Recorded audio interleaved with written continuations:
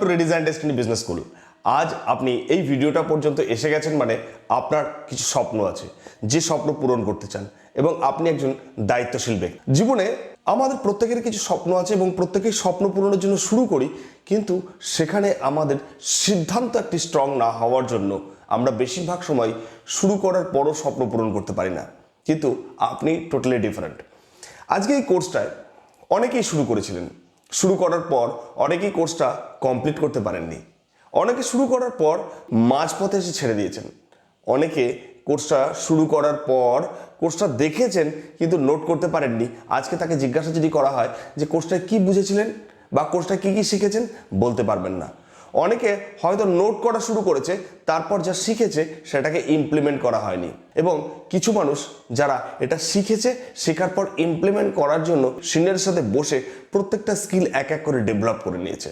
দেখুন, এই কোর্সটা করার পর বেশ কিছু মানুষ উৎসাহিত, অনুপ্রাণিত, স্কিলড এবং তারা আস্তে আস্তে তাদের স্বপ্ন পূরণের পথে এগিয়ে চলেছে। ক্রমশ তাদের টিমের সাইজ এবং ব্যবসা বাড়ছে। আজকে যে অবস্থাতেই থাকুন না কেন, নেক্সট লেভেলে যাওয়ার জন্য দরকার আপনার নিউ স্কিল ডেভেলপ।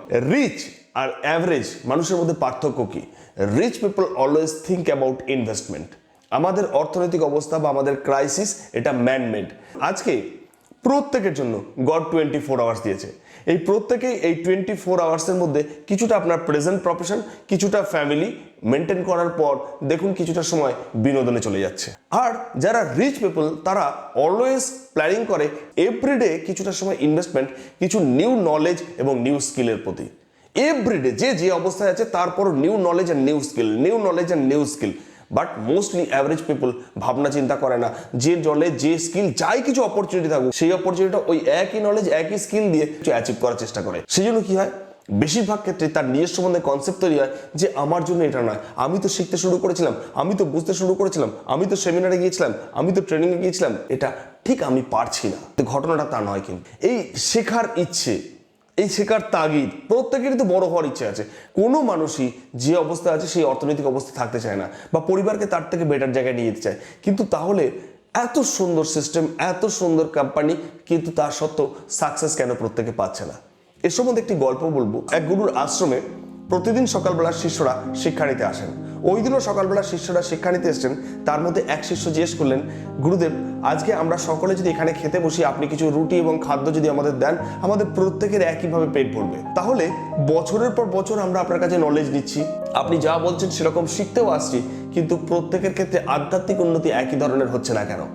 গুরুদেব তখন বলেন, কালকে আমার এক নিমন্ত্রণ আছে, সেখানে তুমি আর আমি একসাথে যাব, তারপর নিশ্চিতভাবে তুমি উত্তর পেয়ে যাবে।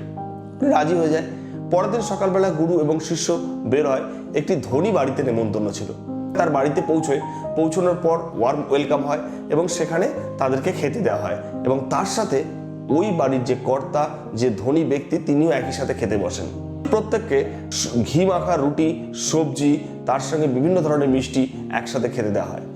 বাড়ির মালিক খাবার মুখে নেয়ার পরই সমস্ত থালা ছুঁড়ে ফেলে দেয়। একই অখাদ্য আজকে রান্না করেছে আমার জন্য, এখনই আমার জন্য সুখাদ্য রান্না করো, তারপর আমি আবার আসছি বলে তিনি ওখান থেকে উঠে চলে যান। বাড়ির গৃহকর্ত্রী তিনি গুরুদেবকে নমস্কার করে বলেন, গুরুদেব আপনি অন্ন গ্রহণ করুন, ওনার কথায় কিছু মনে করবেন না, হয়তো কোনো কারণে উনি মানসিকভাবে উদ্বিগ্ন আছেন। আমরা যথেষ্ট আন্তরিকতার সাথে রান্নাবান্না করেছি, আপনি গুরুদেব এটা গ্রহণ করুন। গুরুদেব তারপর ওই খাবার খেতে থাকে এবং শিষ্যও খেতে থাকে। একদম শেষের দিকে গুরুদেবের দুটো রুটি বেঁচে থাকে আর কিছু সবজি। গুরুদেব তখন বলে, এই রুটি আর সবজি একটা কাপড়ের পুটলিতে আমাকে দিয়ে দাও। গুরুদেবকে দিয়ে দেয়। গুরুদেব আর শিষ্য দুজনেই বেরিয়ে যায়। এরকম ভাবে রাস্তায় বেশ কিছুদিন চলতে চলতে শিষ্য হঠাৎ জিজ্ঞাসা করেন, গুরুদেব আমরা তো এটা আশ্রমের রাস্তা নয়, আমরা এটা কোন রাস্তা যাচ্ছি? গুরুদেব বলে, চলতে থাকো।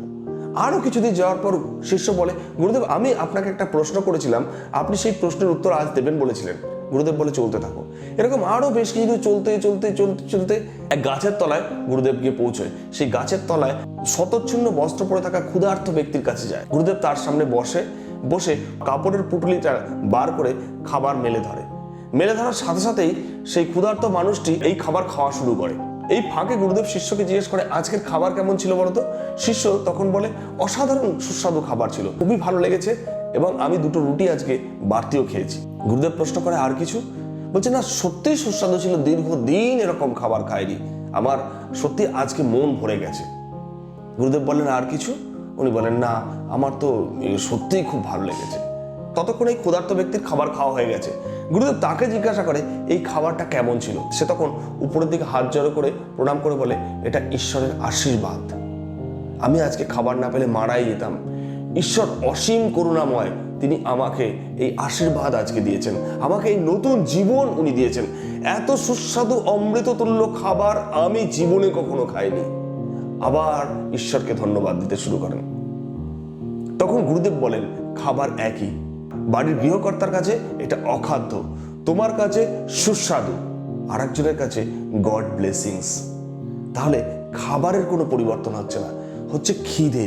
যার যেমন খিদে তার কাছে একই খাবার সেরকম পরিবর্তন হয়ে যায়। কেলিংকের এরকম অসাধারণ অপরচুনিটি, রেডিস অ্যান্ড ডেস্টিনির এরকম অসাধারণ ট্রেনিং, কিন্তু খিদে কার কেমন তার উপর নির্ভর করছে। এখানে কিছু মানুষের কাছে খিদে ছিল, ইমিডিয়েট পরিবারের জন্য কিছু করতেই হবে, তাদের কাছে এটা অসাধারণ অপরচুনিটি। তারা অলরেডি ইমপ্লিমেন্ট করে রেজাল্ট আনা শুরু করেছে, গ্রুপ বাড়াতে শুরু করেছে, নিজের স্কিল ডেভেলপমেন্ট করা শুরু করেছে।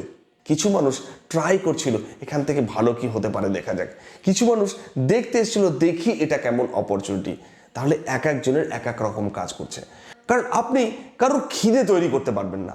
এটা তার নিজস্ব ইনস্টিংক্ট, এটা তার সেন্স অফ রেসপন্সিবিলিটি থেকে আসবে। আপনি ভালো অপরচুনিটি তাকে দিতে পারেন।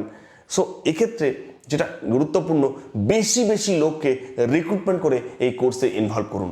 যত বেশি লোককে কোর্সে ইনভলভ করবেন, আপনি নিশ্চিত থাকবেন তার মধ্যে কিছু ক্ষুধার্ত মানুষ আসবে, কিছু দায়িত্বশীল মানুষ আসবে, যারা পরিবারকে বেস্ট লাইফ রিডিজাইন করতে চায় কিন্তু কোনো অপরচুনিটি খুঁজে পাচ্ছিলেন না।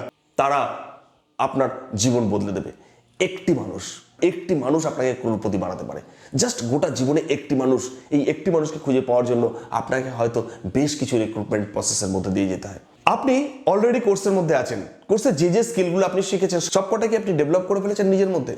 যদি না করে থাকেন, আপনার সিনিয়রকে আজই কল করুন যে নেক্সট বিজনেস বিল্ডিং ওয়ার্কশপ কোথায় আছে, আপনি গিয়ে জয়েন করুন। যদি সম্ভব না হয়, আপনার ওখানে যদি বেশ কিছু রিক্রুটমেন্ট হয়ে থাকে, আপনার সিনিয়রকে বলুন বিজনেস বিল্ডিং ওয়ার্কশপের মাধ্যমে স্টেপ বাই স্টেপ স্কিলগুলো ডেভেলপ করতে সাহায্য করতে। যদি সেটাও সম্ভব না হয়, আপনি আপনার সিনিয়রকে বলুন কবে কোথায় পৌঁছতে হবে, সেটা অফিসেই হোক তার বাড়িতেই হোক, ওয়ার্কশপের মাধ্যমে আমাকে পার্সোনালি স্কিলগুলো ডেভেলপ করতে সাহায্য করুন।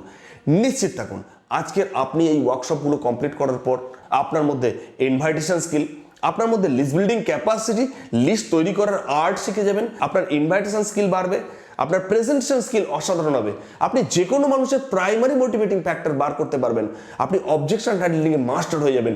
আপনার পক্ষে ক্লোজিং একটা আর্ট মাত্র, একটা খেলা মাত্র। যা নলেজ আপনি পাচ্ছেন এটা পোটেনশিয়াল পাওয়ার। এই নলেজ যখন আপনি ইমপ্লিমেন্ট করবেন তখন রিয়েল পাওয়ার আপনি দেখতে পাবেন। ইয়েস ডিয়ার ফ্রেন্ড, ধরুন নিউট্রিশনযুক্ত খাবার আপনি খেলেন সারাদিনে, কিন্তু সেটা আপনি হজম করতে পারছেন না, নিউট্রিশন কি কাজে লাগবে? ঠিক তেমনি প্রচুর নলেজ নিচ্ছেন কিন্তু তার উপর অ্যাকশন চালু হচ্ছে না, তার উপর প্র্যাকটিস চালু হচ্ছে না, তাহলে সেই নলেজ কি আপনার কোনো কাজে লাগবে? ডিয়ার ফ্রেন্ড, আপনার আজকের পর সিনিয়রকে কল করুন, কল করে পার্সোনালি দরকার হলে তার সাথে স্কিল ডেভেলপমেন্ট করুন। দিস মান্থ ছোট ছোট টার্গেট নিন, স্টার ফান্ড, পরপর 2 মাস স্টার ফান্ড করুন। স্টার ফান্ড করে আমাদের নেক্সট লেভেল ট্রেনিং প্রোগ্রামের মধ্যে ইনভলভ হন। দেখুন আপনার লাইফের যে স্বপ্ন সেটা পূরণ করার জন্য গড অলরেডি আপনাকে অপরচুনিটি দিয়ে দিয়েছে। এবার প্রস্তুতির জায়গাটা, এটা আপনার কর্ম। আজকে থেকে অ্যাকশন চালু করুন। এখনো যদি মাসে 3 জন বা 5 জন নতুন লোককে রিক্রুট করে স্টার ফান্ডের প্ল্যানিং না থাকে, স্টার ফান্ডের গোল না থাকে, তাহলে ইমিডিয়েট সিনিয়রের সাথে কথা বলুন, কারণ এই স্টার ফান্ড তৈরি করতে সাহায্য করবে আপনার সিনিয়র, তার সাথে আপনার স্কিল ডেভেলপমেন্ট। আপনি শুরু করুন। দিস মান্থ স্টার ফান্ড করতেই হবে এবং আপনার সাথে যে সমস্ত সদস্যরা আসবে তাদেরকেও এই বিজনেস বিল্ডিং ওয়ার্কশপের মাধ্যমে তাদেরকে প্রফেশনাল বানাতে সাহায্য করুন। দেখুন কোনো মানুষের খিদে আপনি তৈরি করতে পারবেন না, কিন্তু প্রচুর মানুষকে রিক্রুট করে খিদে ওলা মানুষ আপনি অতি অবশ্যই পাবেন, যাদের কাছে এই সমস্ত কিছু উপরওয়ালার আশীর্বাদ হিসেবে দেখা দেবে এবং তারা দ্রুত জীবন বদলাবে।